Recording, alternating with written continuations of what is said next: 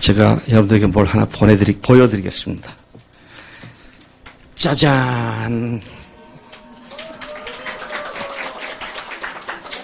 예, 드디어 오랫동안 기다렸던 구복기 영문판이 이 지난주에 제 손에 들어왔습니다. 예, 참 오랫동안 기도하고 작업하고 준비했었는데 하나님께서 아마존닷컴을 통해서 이것을 인쇄하게 하시고 아마존닷컴에서 바로 전 세계 가장 큰 인터넷몰인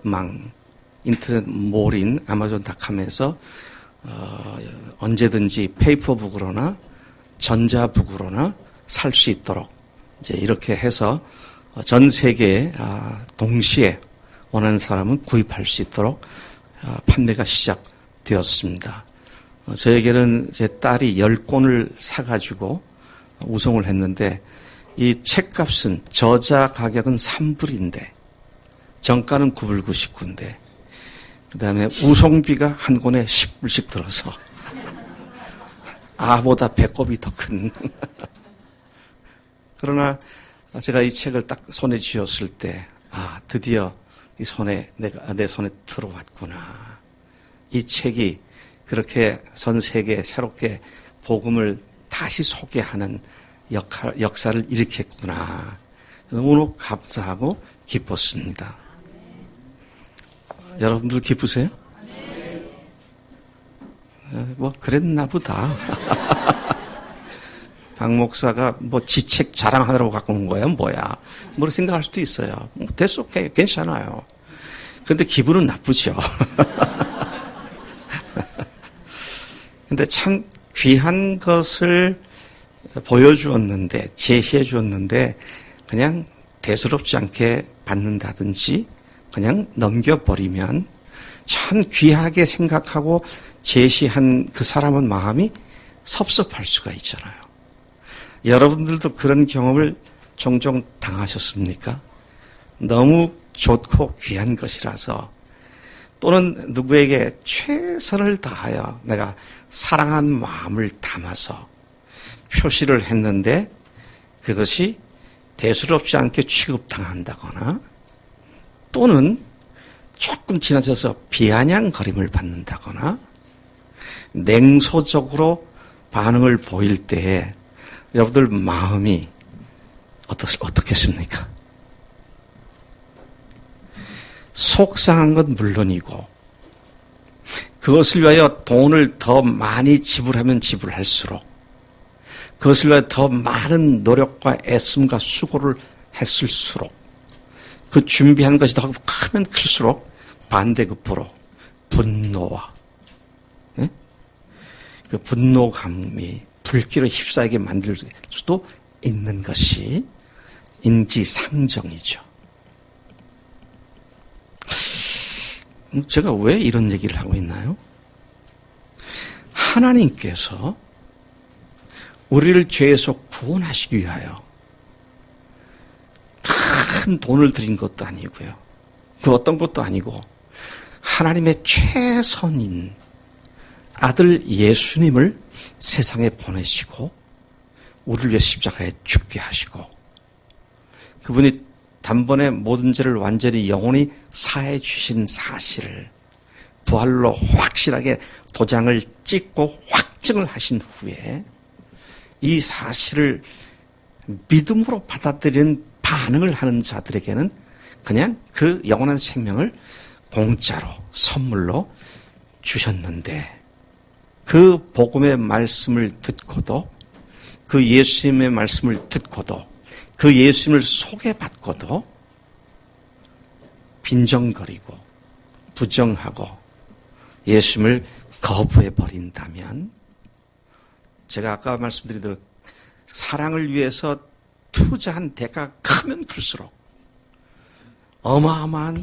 분노가 있을 수 있는데 오늘 하나님께서는 당신의 최선이신 예수님을 보내서 죽게 하시고 부활시키셔서 확실한 증거까지 주시면서 도장을 확실하게 찍어주셨는데도 불구하고 여전히 그분을 거부하고 믿지 않고 내가 주인돼 살겠다고 하는 이것이 얼마나 무서운 죄인가 하는 것을 말씀을 통해서 우리에게 계속 확실하게 제시해주고 있습니다.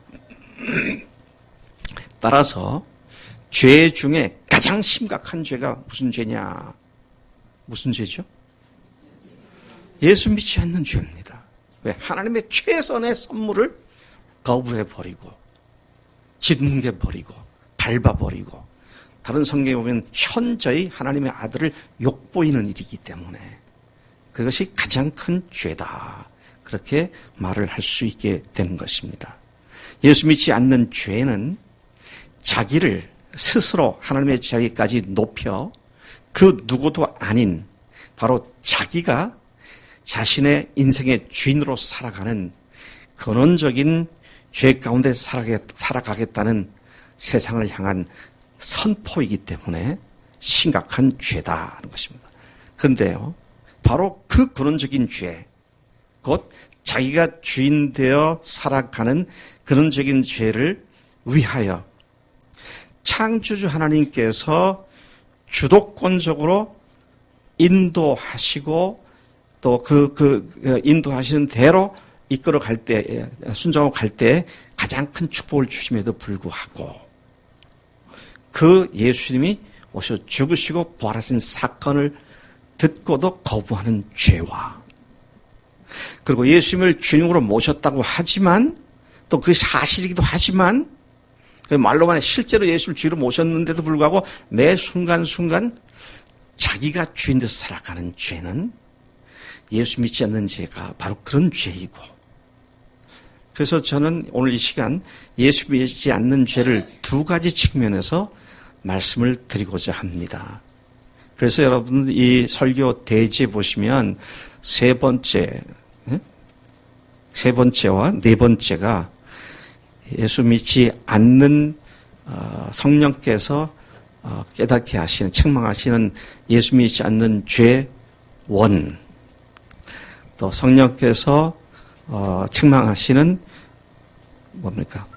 예수를 믿지 않는 죄를 책망하시는 성령님 원, 예수 믿지 않는 죄를 책망하시는 성령님 투, 이렇게 두 가지 예수 믿지 않는 죄에 대한 이야기를 오늘 준비했고 같이 나누려고 하는 것입니다. 예수님께서 그분을 따르던 제자들과 함께 지상 사역의 마지막 날 밤 마가의 다락방에 올라가셔서 제자들과 최후의 만찬을 나누시던 그 장면을 우리가 아까 읽은 본문 말씀이 그 장면에서 나오는 말씀 중에 일부가 되는 것입니다. 그날 밤은 그저 평범한 하루 저녁이 아니었습니다. 그날은 특별한 날이었고요. 왜 특별한 날이었냐면 이스라엘 백성들이 명절을 지키는데 가장 큰 명절이 유월절이었습니다.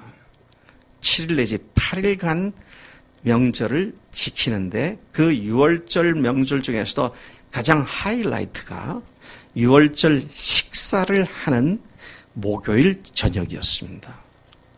예수님께서는 제자들과 함께 마가의 다락방에 올라가셔서 이 마지막 만찬을, 그 유월절 하이라이트는 유월절 식사를 하시고 있는 자리였습니다. 그러니까 365일 다 똑같은 날이라 하지만 특별히 유대인들에게 있어서는 이 날이 1년 중에 가장 중요한 날로 여기고 온 가족들이, 전 유대인들이, 전국에 살고 있는 유대인들이 가족별로 모여서 세데르라고 불려지는 유월절 만찬을 4-5시간에 걸쳐서 가족별로 했던 그날 밤입니다. 근데 예수님께서 제자들을 데리고 마가다락방에서 마치 한 무리의 가족처럼 예수님이 예배 인도자가 되셔서 이 유월절 만찬을 하던 바로 그 자리였던 것을 보게 됩니다. 주님은 유월절 식사를 그냥 하신 것이 아니라 내가 너희와 이 유월절 먹기를 원하고 원하였다, 그렇게 말씀하십니다. 누가복음 22장 15절부터 16절까지 해서 이렇게 말씀하십니다. 이르시되 내가 고난을 받기 전에 너희와 함께 이 유월절 먹기를 원하고 원하였노라. 내가 너에게 이르노니 이 유월절이 하나님의 나라에서 이루기까지 다시 먹지 아니하리라 하시고. 그러니까 이 유월절 만찬은 예수님께서 세상에 오셨을 때 마지막으로 드셨던 것이고 주님의 나라가 임하게 될 때까지는 다시 먹지 않겠다. 그래서 언젠가 예수님이 친히 오셔서 유월절 만찬을 함께 하실 그때가 하나님 나라가 완전하게 이루어지는 때다. 그렇게 말씀하시면서 유월절의 의미, 유월절 식사의 의미를 그렇게 강조하시는 시간이었습니다. 그토록 그날 밤 유월절 식사의 의미와 중요성을 주님은 그렇게 분명하게 표명하셨습니다. 그러나 제자들은 전혀 그 의미를 알아채지 못한 채 오히려 그 자리가 근심하는 자리가 되었었다는 것이죠. 주님은 세상에 오셔서 마지막 구원의 사역의 완성 직전에 하실 일을 하시는데 제자들은 근심으로 가득 차 있는 이 정반대된 현상을 여기서 우리가 보게 됩니다. 사실 이 식사 자리는 유대인들이 예수님이 그날 밤에 하셨던 유월절 식사로부터 1400년 전까지 매년 1년에 한 번씩 해왔던 유대인들의 최대 명절 중에 있었던 일인 것이죠. 근데 주님께서 이 식사하기를, 이 유월절 먹기를 내가 간절히 원하고 원했다. 이 말은 예수님께서 유월절 그 식사가 무엇을 의미하는지를, 또 유월절 명절 자체가 무엇을 의미하는지를 그들에게 시각적으로 보여주고 확인시켜주고 해석해주기 위해서 그 자리에서 이 말씀을 하신 것이었습니다. 오늘날도 유대인들은 여전히 우리로 말하면 부활절 전주 목요일날 전 세계 유대인들이 이 유월절 식사를 똑같이 합니다. 3,400년 동안 그들은 계속 이렇게 해오고 있죠. 근데 예수님께서 그날 저녁에 그게 바로 나다. 너희들이 지키는 유월절 식사, 유월절이 나에 대한 것이다. 그렇게 분명하게 밝히시는 그 밤이 바로 그런 밤이었다는 것이죠. 그래서 예수님께서 어떻게 하셨습니까? 떡을 들고 축사하시고 떡을 뜯어서 제자들 나눠주면서 이 떡이 너희를 위해서 찢기는 내 살이다. 그 말은 무슨 얘기입니까? 너희들 1400년 동안 이날 이걸 해왔지. 이게 내가 내일 찢길 내 몸을 상징하는 것이고 이 떡의 실체가 바로 내 몸이다. 그리고 1년 후가 아니라 바로 다음 날 예수님께서 그 살을 찢기시고 그리고 그들이 마신 포도주를 들고 말씀하시기를 이 잔이 너희들을 위해서 흘리는 내 피다. 그래서 그 다음날 몸 찢기시고 피를 흘리시고 세상을 떠나시게 되는 그런 일이 이루어졌는데 예수님이 그걸 그날 저녁에 구체적으로 바로 이것이 나를 얘기하는 것이다. 6월절의 주인공이 바로 나다. 그거를 지금 말씀하시고 계신 것이죠. 근데 제자들은 그 예수님의 뜻과는 전혀 상관없이 헌물을 켜고 있었잖아요. 그날 밤에 그들이 헌물 켠 게 뭔가요? 왠지 심상치 않은 분위기하며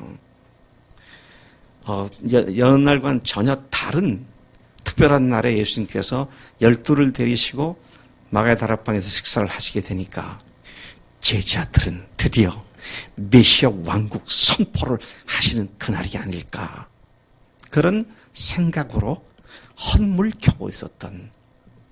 그런데 그 주님께서 빰빠라밤 천사의 나팔 소리, 팡파루 소리와 함께 딱 갑자기 빛나며 왕으로 딱 등극하는 그런 장면이 아니라 어딜 가신다고 조금 있으면 너희들이 나 못 볼 거다.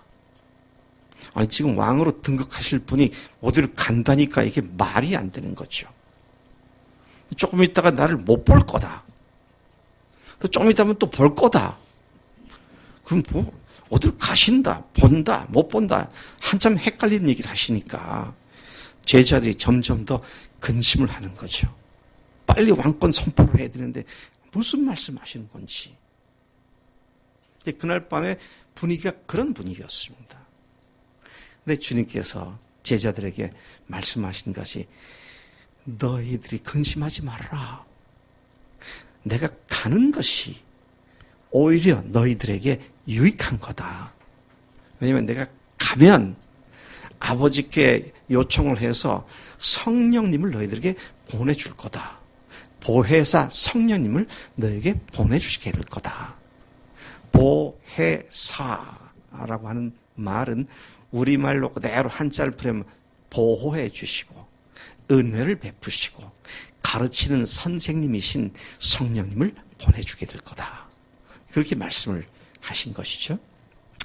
자, 그리고 예수님께서 하신 말씀이 그분이 오시면 세 가지를 책망하실 것이다. 죄, 의, 심판에 대해서 세 가지를 책망하실 것이다. 그런데 죄에 대한 책망을 무슨 죄를 책망하시느냐 할 때 그들이 나를 믿지 아니하며 예수님 믿지 않는 것이 죄라는 사실을 깨닫게 하시고 책망하신다. 그렇게 말씀을 하십니다. 저는 오늘 이 성령께서 오셔서 책망하시는 것 중에서 죄를 책망하신다는 여기에 대해 집중해서 말씀을 드리기를 계획했습니다. 5절, 6절을 다시 읽습니다. 지금 내가 나를 보내신 이에게로 가는데 너희 중에서 나더러 어디로 가는지 묻는 자가 없고 도리어 내가 이 말을 함으로 너희 마음에 근심이 가득하였도다. 주님이 하시는 일을 제대로 알지 못하면 큰 기쁨의 일도 오히려 근심하는 일로 오해하고 근심하게 될 수 있음을 보여주는 대표적인 말씀 중에 하나다라고 생각을 합니다. 외양으로 보면 근심할 수밖에 없어요. 내 생각을 갖고 생각하면 근심할 수밖에 없어요. 근데 그분이 주인이시니까 주인이 하시려는 일 때문에 오늘 나에게 허용하시는 일이 얼마나 어마어마한 큰 복을 가져올지를 본다면 우리가 두려워할 일이 하나도 없죠. 여러분, 예수님이 주인이십니까? 주님이세요? 그러면 나는 뭡니까? 종이고 나는 그분이 나를 마음껏 인도하시고 사용하시다 따라가면 되는데 주님이 실수하셔가지고 우리가 선한 가장 좋은 길로 가지 못하고 악한 길, 나쁜 길에 빠지게 하시는 분이신가요? Never. 절대 그렇지 않죠. 우리는 잘 모르는데 주님은 전지전능하신 분이시기 때문에 우리를 향한 그분의 생각과 우리를 향한 그분의 고려, 이것은 우리의 상상을 초월한 놀란 복된 삶을 우리에게 허락하시는 줄로 믿습니다. 그래서 오늘 제자들이 근심했지만, 근데 그 근심하는 일로 가득했지만 훗날 그들이 이렇게 보혜사를 보내주셨구나. 그래서 큰 권능 가운데 나가서 목숨 걸고 나가서 너희들이 죽인 예수를 하나님께 다시 살리셨다. 우리가 이래 증인이다. 회개하라. 외치게 되는 놀라운 증인이 된 것을 보게 되는 것입니다. 성령님을 보내시겠다고 약속하신 예수님이십니다. 주님은 제자들에게 참으로 놀라운 약속을 선포하셨습니다. 그것이 7절부터 9절까지 하는 말씀이죠. 그러나 내가 너희에게 실상을 말하노니 내가 떠나가는 것이 너희에게 유익이라. 아니, 왕권을 선포하실 분이 떠나간다니까 이게 어떻게 유익이 될지 전혀 감이 안 잡힌 얘기잖아요. 근데 주님은 그 모든 것을 아시고 보시고 지금 이 말씀을 하시는 겁니다. 우리 짧은 생각으로 우리 생각이 그냥 남빛 끓듯이 막 그냥 둘둘 뻗고 이렇게 해서는 안 되는 거예요. 그분이 주님이심을 믿는다면은, 그분의 절대 주권과 섭리를 믿는다면은 우리가 두려워할 이유가 하나도 없다라는 사실을 확신하게 되는 것이죠. 내가 떠나가는 것이 너에게 유익이라. 내가 떠나가지 아니하면 보혜사가 너에게로 오시지 아니할 것이요. 가면 내가 그를 너에게 보내리니 그가 와서 죄에 대하여 의에 대하여 심판에 대하여 세상을 책망하시리라. 그렇게 말씀하십니다. 그리고 죄에 대하여 함은 그들이 나를 믿지 아니합니다. 그러니까 성령께서 오셔서 책망하는 죄는 예수님을 믿지 않는 죄다. 주님께서는 그렇게 그날 밤에 말씀을 하신 것입니다. 어디로 가신다는 말씀을 듣고 근심하는 제자들에게 그분이 가시는 것이 오히려 유익한 일이라고 말씀하셨는데, 그 이유는 가셔야 보혜사 성령님께서 오시기 때문이라고 말씀하신 것입니다.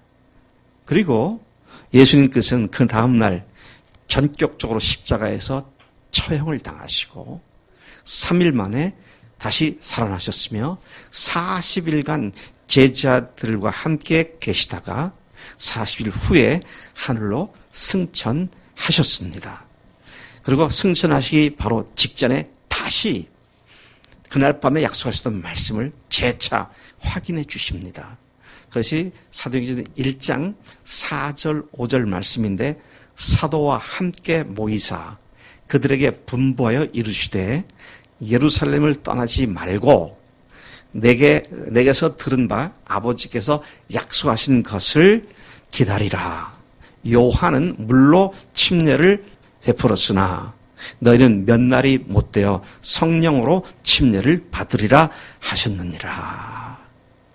승천 직전까지도 너희들이 몇 날이 못되어 성령께서 임하실 것이니까, 내가 약속했던 그 보혜사 성령께서 오실 때니까 예루살렘을 떠나지 말고 기다려라.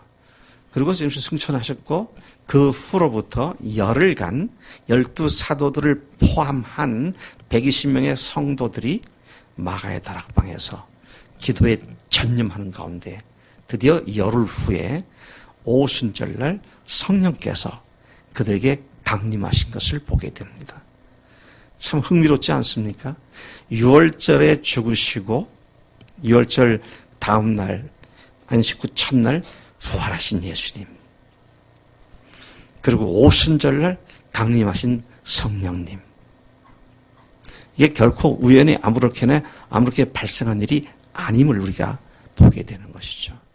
하나님 말씀은 결코 아무렇게나 쓰여졌거나 아무나 자기 마음대로 쓴 책이 아니고, 하나님의 성령께서 주도 면밀하게 무려 1400~500년의 차이가 나는 기자들을 동원해서 서로 상호 의논한 것도 없이 정확하게 서로 상충되지 않게 조화롭게, 그리고 십자가 부활을 중심으로 기록되어 있다는 것은 우리의 이성과 논리로는 잘 이해가 되지 않는, 하나님만이 할 수 있는 그런 책이 바로 성경이다라는 것입니다.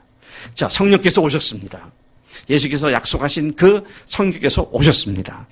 예수님께서는 성령께서 오셔서 세 가지를 책망하신다 그러셨죠.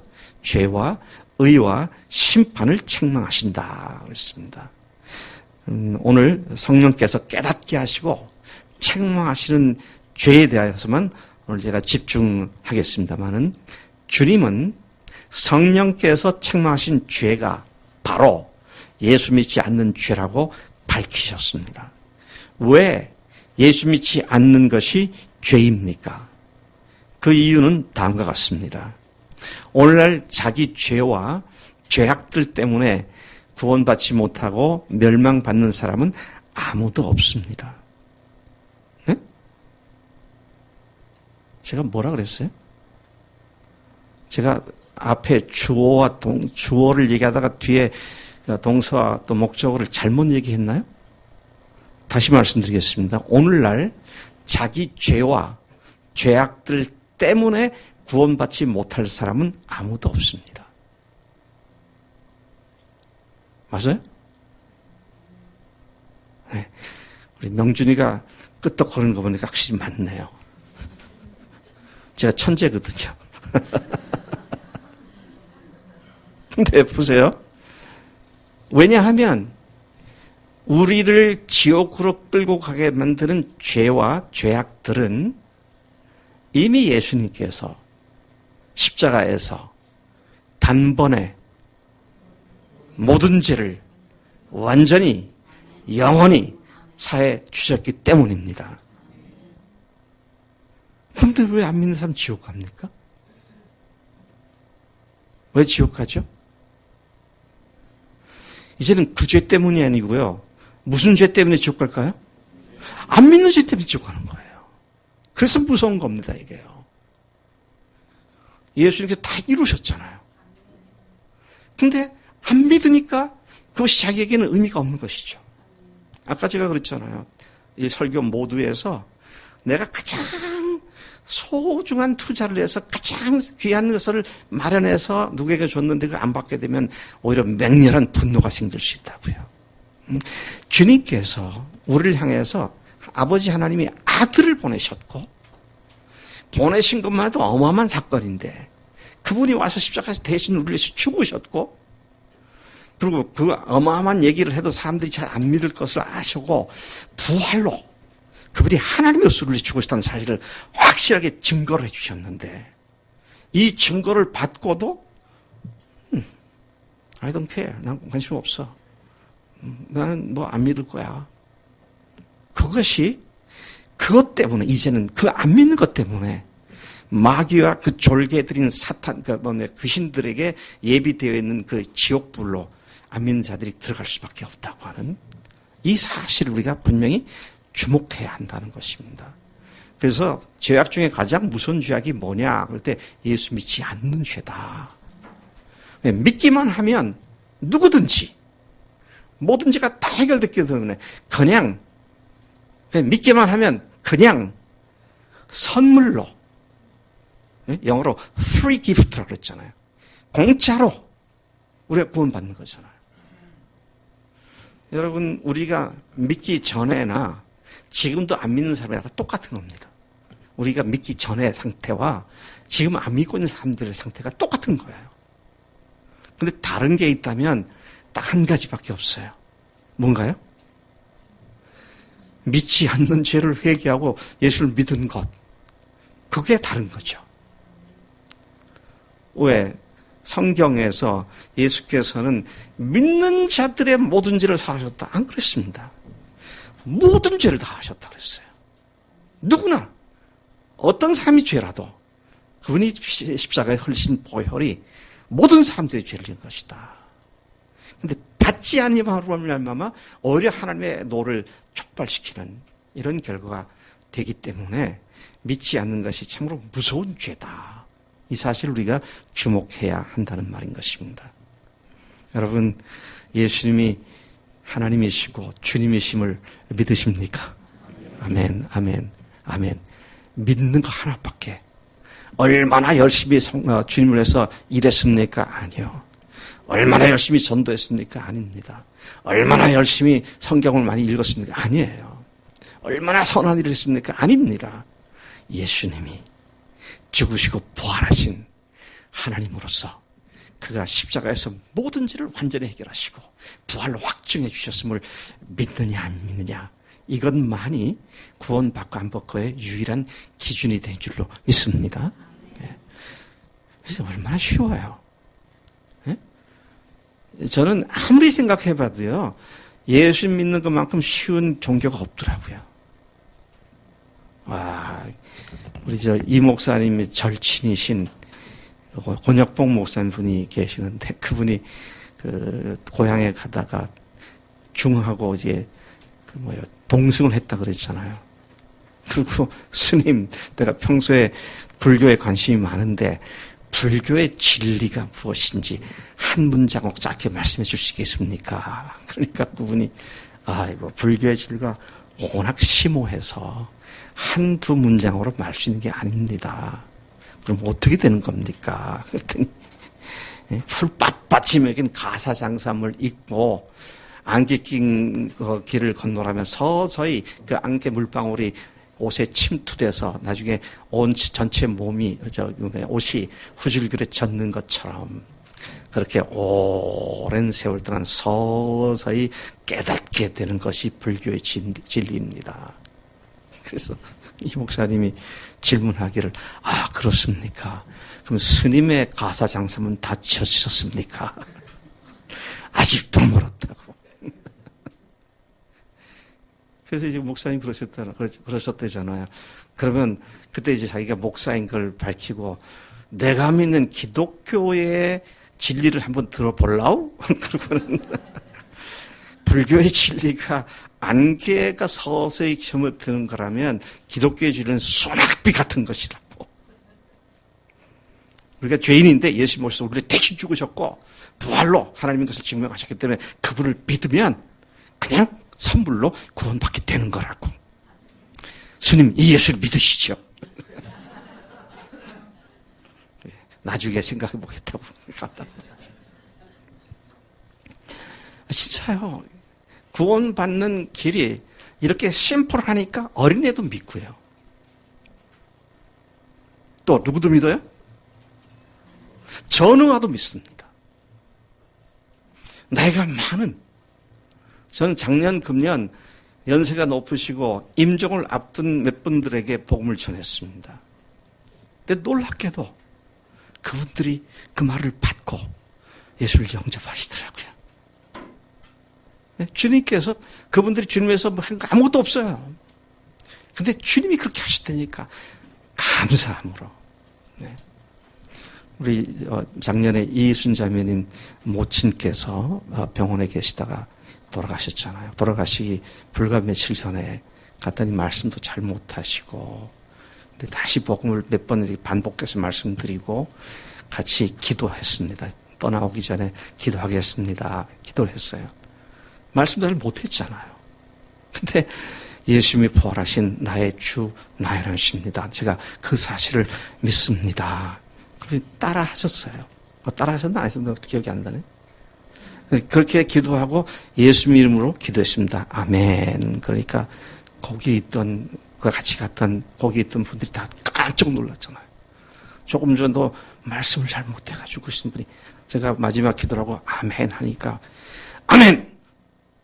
얼마나 제가 놀랐는지. 이야, 그 마지막 십자가에 있었던 강도가 예수님 믿는 그 믿음을 표현하고 그대로 오늘 네가 나오는 있으리라고. 뭐 구원받기 위해서 어마어마한 노력과 뭐 어마어마한 수도를 하고 아닙니다. 정말 주님 앞에 내가 잘못된 죄인이었구나. 내가 주인 돼서 내 마음대로 산 하나님 앞에 무슨 죄인이었구나. 이거를 성령께서 깨닫게 해주시고 그 다음에 예수님을 주인으로 고백하게 될 때 그냥 그 자리에서 구원받게 되는 놀라운 역사가 바로 복음의 능력인 줄로 믿습니다. 예.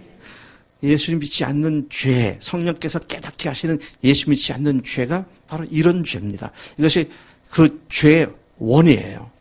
제가 죄의 원을 얘기했는데 죄의 투를 얘기할 겁니다, 이제. 예수 믿지 않는 죄 투. 예. 성령께서 책망하시는 예수 믿지 않는 죄 투 뭐냐 것이죠. 부활하신 예수님을 하나님으로 그리고 주님으로 믿은 자들인 그리스도인들, 우리도 예수님을 믿지 않는 죄를 짓고 살아감을 분명히 알고 회개해야 한다는 것입니다. 무슨 말이에요? 뭐 그거 회개하고 구원받았다는데 뭘 또 그런 또 죄를 짓느냐고 그렇게 생각하실지 모르겠어요. 여러분 속지 마세요. 예수님을 믿고 구원받은 사람은 그때부터 오로지 주님과만 동행합니까? 다시 자기가 주인 되지 않나요? 또 되잖아요. 바로 투는 그걸 얘기하는 거예요. 여러분, 우리가 예수님을 믿고 구원받았다. 부활하신 주님이 나의 주님이십니다. 얼마나 귀한 고백입니까? 너무 귀하잖아요. 근데 실제 삶에서는 수시로 마귀란 놈이 계속 우리를 유혹해서 네가 주인 돼. 네 생각대로 해. 그러면 우리는 또 속아서 넘어가가지고 내가 주인된 삶을 살게 되잖아요. 그게 예수 믿지 않는 죄예요. 여러분 잘 생각해 보세요. 원래 예수 믿지 않는 죄가 자기가 주인된 삶인데 예수 믿고 주님으로 모신 뒤에 또 속아서 자기가 주인 돼버리면 예수 믿기 전의 상태, 예수 믿기 전이나 예수 믿지 않는 사람들의 죄와 똑같은 삶을 살게 되는 거죠.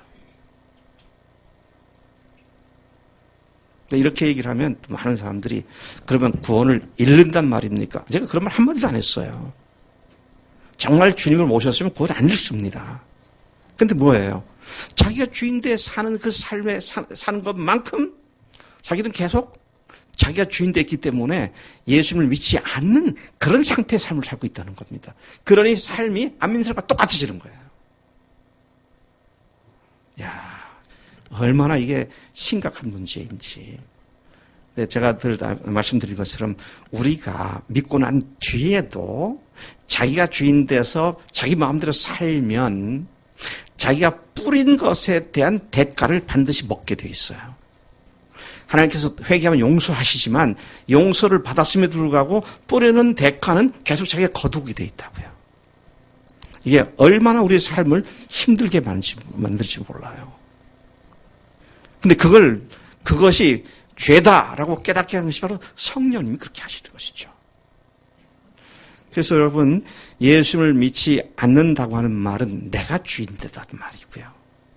그래서 정말 내가 예수를 주인으로 모셨다면 마귀가 유혹할 때에 아니지, 죽으시고 부활하신 하나님이 내 주님이신데 분명하게 증거가 주셨는데 내가 또 거기 속아 나올 수 없지. 그래서 정신을 차리고 주님 앞에 다시 굴복하고. 그러니까 말을 바꾸면요, 우리의 일생 전체는 끊임없이 주님께 굴복하는 삶이 되어야 하는 거잖아요. 제가 이렇게 표현을 하겠습니다. 예수 믿지 않는 죄 원, 그것은요, 아예 믿지 않고 죄 가운데 있을 때 그 죄를 말하는 겁니다. 내가 주인 돼서 할 때를 얘기하는 겁니다.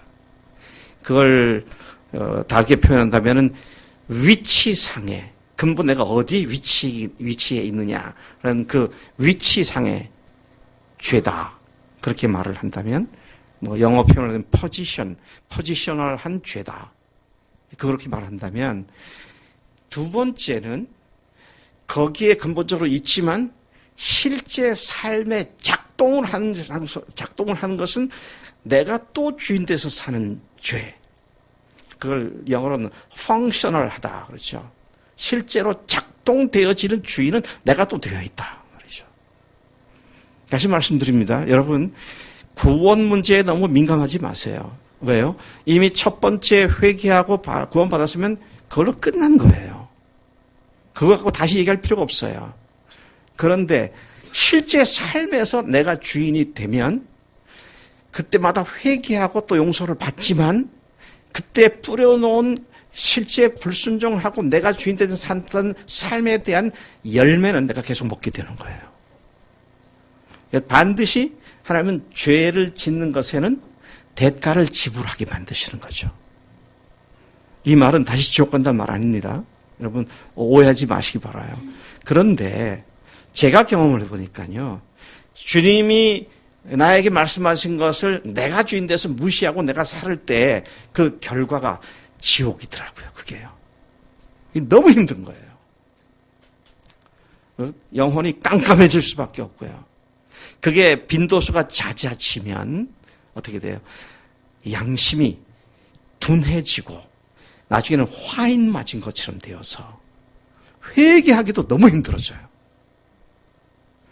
근데 주님 앞에 우리가 늘 또다시 자기가 주인된 죄를 짓고 예수 믿지 않는 죄를 짓게 될 때 그때마다 성령께서 일깨워주시고 너 정신 차려! 그럴 때 아이고 주님 잘못했습니다. 회개합니다. 다시 돌아서고 저를 도와주세요. 성령님 제 안에 저를 보호하시고 은혜를 주시고 가르쳐주신 성령님께 절대 순종하겠습니다. 그럴 때 우리가 다시 벌떡벌떡 일어나서 승리를 누리게 되는 줄로 믿습니다. 네. 그래서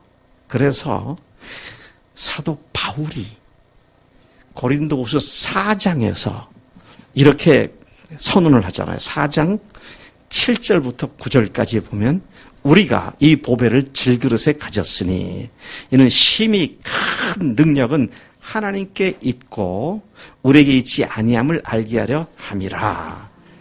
우리가 사방으로 우겨쌈을 당하여도 쌓이지 아니하며 답답한 일을 당하여도 낙심하지 아니하며 박해를 받아도 버림받지 아니하며 거꾸로 뜨림을 당하여도 망하지 아니하고. 아멘. 어떤 것도 우리를 망가뜨릴 수 있는 것이 아무것도 없다는 겁니다. 왜? 넘어질 때 다시 어떻게 좀 벌떡 일어나서 주 앞에 회개하게 될 때 부활하신 주님께서 여전히 살아 역사하시기 때문에 우리를 승리하는 자로 다시 인도하신 줄로 믿습니다. 답답하고 어려운 상황을 당할 때 두려워하고 낭망하는 이유가 뭡니까? 예수를 믿지 않기 때문입니다. 예수 믿지 않기 때문이에요. 그분이 주님이시고 하나님이시라고 고백했다면 내 인생에 대한 오너십, 소유권이 그분께 넘어가 있기 때문에 그분이 알아서 인도하시는 것을 믿을 수 있는 것이니까 걱정할 게 없죠. 주님께 내어 맡기고. 근데 그렇게 하지 않고 안절부절하고 염려하고 그다음에 인간적인 생각을 동원시켜갖고 내가 방비책을 만들고 하는 거는 주님 못 믿겠습니다. 저라도 뭔가 해가 했습니다. 이런 거 아닙니까? 그게 무서운 죄를 하는 것입니다. 여러분, 우리가 할 수 있는 일은 즉각적으로 회개하고 주님 믿지 않는 죄를 회개하고 주님 믿는 상태로 매일 매순간이 이어져 나가는 그것이죠. 네. 여러분 누구하고 원수지간은 아니지만 좀 기분 나쁜 상태가 돼 있다. 근데 성령께서 가서 네가 용서를 구해라. 용서를 구해라 말씀하세요. 근데 안 합니다. 왜 안 할까요? 자존심이 상할까 봐. 지가 와서 나한테 먼저 용서를 구하면 내가 하지. 그리고 용서를 안 합니다. 그 자존심 때문에요.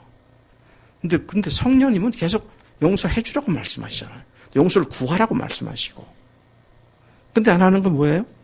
내가 주인 됐기 때문이고 그건 예수를 믿지 않기 때문인 것이죠. 자, 여러분 오해하지 마세요. 근본 포지션에서는 믿지요. 근데 펑셔널 실제로는 믿지 않는 거잖아요. 참 무서운 것입니다. 내가 근본적으로 믿는 입장이기 때문에 나는 지금 예수를 믿고 있어. 그렇게 스스로를 위로하고 확신하고 있지만 실제 삶에서는 순간순간 닥칠 문제에서는 그분을 믿지 않고 내 생각을 가지고 내 머리를 굴리고 내 방법을 동원하고 이게 아니라는 것이죠. 하나님께서 우리에게 성령을 주셨습니다. 성령께서 깨닫게 하신 것이 예수 믿지 않는 죄인 줄로 믿습니다. 그런 죄를 지었으면 우리가 할 딱 한 가지 일은 뭐라고요? 회개하는 겁니다. 예수 믿지 않은 죄를 회개하는 거죠. 오늘 여러분들의 생애가 이러한 주님을 믿는 삶으로 계속 이어질 때 참으로 하나님께서 놀랍게 역사하게 되신 줄로 믿습니다. 네. 아까 제가 이 책을 말씀드렸는데 사실 영어 책으로 제일 먼저 제가 번역을 했어요. 영어로 제일 먼저 나오기를 원했기 때문에. 근데 현재까지 제일 꼴찌로 나왔어.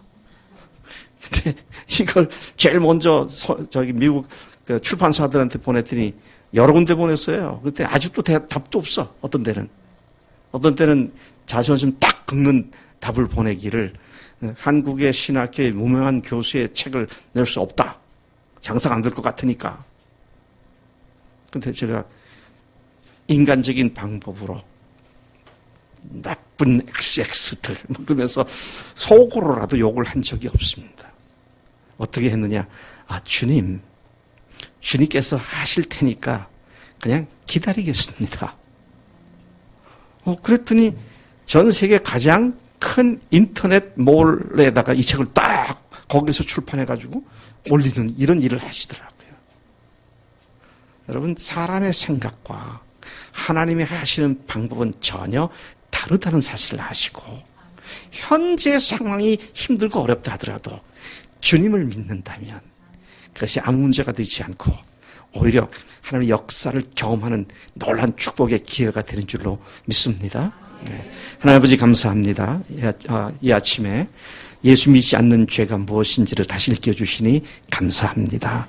하나님 우리 가운데 근본적으로 예수를 믿지 않는 죄를 갖고 있다면 회개하고 예수님을 주인으로 모시는 놀라운 역사를 일으켜 주실 것을 기도합니다.